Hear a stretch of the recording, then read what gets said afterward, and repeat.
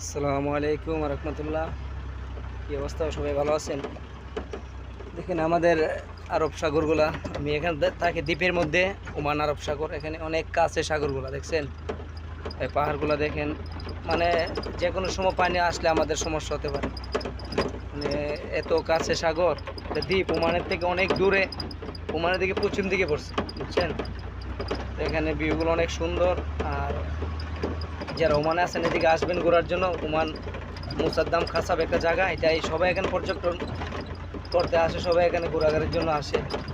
তো এখন শীত শীত আসতেছে, সবাই আসবে ঘোরাঘুরির জন্য। দেখেন অনেক ঘুরতে ভালো লাগবে এবং আপনারা আসবেন, ঠিক আছে? দেখেন এখানে অনেক